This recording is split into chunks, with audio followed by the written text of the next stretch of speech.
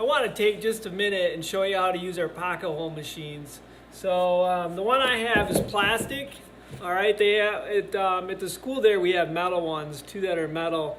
And this is called a Craig pocket hole machine. Craig was the guy who invented it. It's a great tool, man. We use it all the time on lots of different things. It's a pretty affordable tool that you could have at home, and you'll see pretty quick how great it works and how well it helps you join pieces of wood together. So that's really the purpose, is to make an angled hole that we can use a screw to connect two pieces of lumber together. So basically what we have here is a special drill bit. So this drill bit has a collar on it, and then at the end it tapers down real small. So I usually only have like two of these out.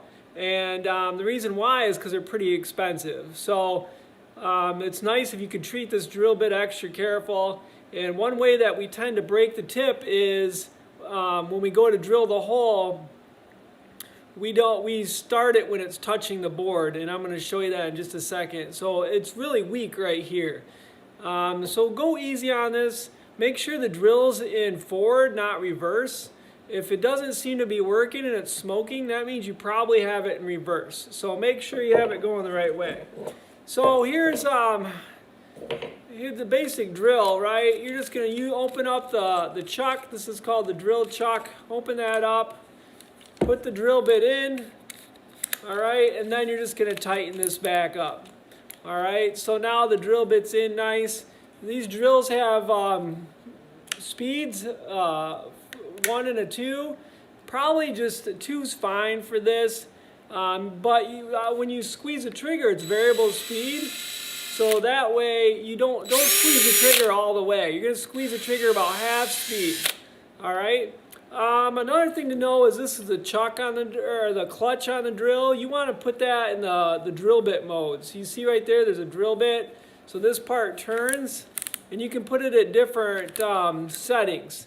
So basically what that does is stops, it'll make a click sound when you reach that torque, that level of torque.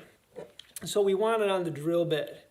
All right, here's the reverse and forward button. So right here there's an arrow going forward, and then there's an arrow going this way. That's reverse. So you have to push it either back or forth for reverse or forward. So you want to make it sure it's turning. If you look down it, you want it to turn clockwise, and then you know you have it going the right way. To replace a battery, you just squeeze this, pull that out, and then slide a new battery in. All right, these drills are kind of pricey. They're like $100. So it'd be great if you could try to keep it from falling off the table and dropping it and abusing it any way you can. I'd really appreciate it, because when one breaks, sometimes we can't even replace them. All right, so here is the pocket hole machine again. What you're going to do first is test it. So you're going to put the board in here. And you want that clamp to push all the way down without forcing it. So right now it won't push all the way down. So I need to push these, screw these threads in a little bit. So now it's all the way down, but look, it's too loose. So I have to find that kind of happy median. I have to pull it out just a little bit to where it actually clamps, but I don't want it too loose. So right about there.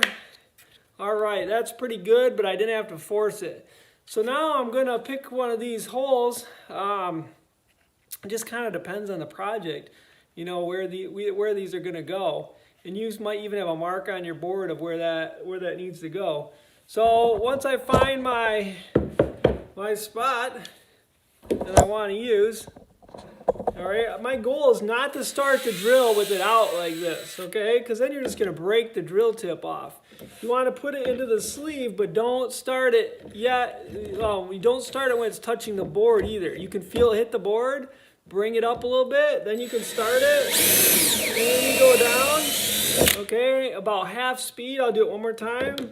All right, start it, go down.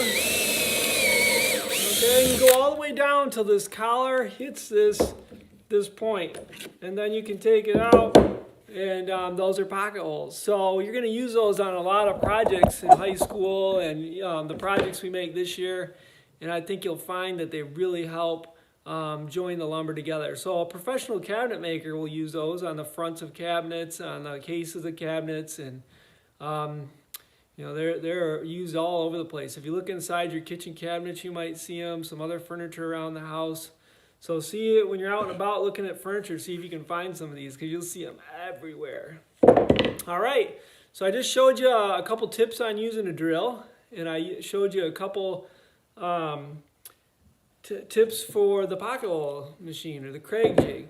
All right, so then to take the drill bit back out, you're just gonna turn it lefty-loosey and then unscrew it. So you'll to take it out, you just, when you look down it, you're gonna actually turn it the opposite way. So when I want to tighten it, I'm looking down it and it's going to go clockwise, and I want to loosen it, I would go counterclockwise if I'm looking this direction. All right, so real easy, but a lot of students really struggle with the drill. The common thing I see the most is somebody going in the wrong direction, pushing really hard and just smoking. It isn't bad to use two hands when you're using the drill. That'll give you a little more leverage, a little more force, but you just want to make sure it's going the right way and you have the right drill bit and everything. All right, so let's take a look one more time at this drill bit. Okay, this is a special drill bit for this. The diameter is 3/8 of an inch. It tapers down. It has a collar on it. So we only usually have like 2 of these. You're gonna have to look for them a little bit.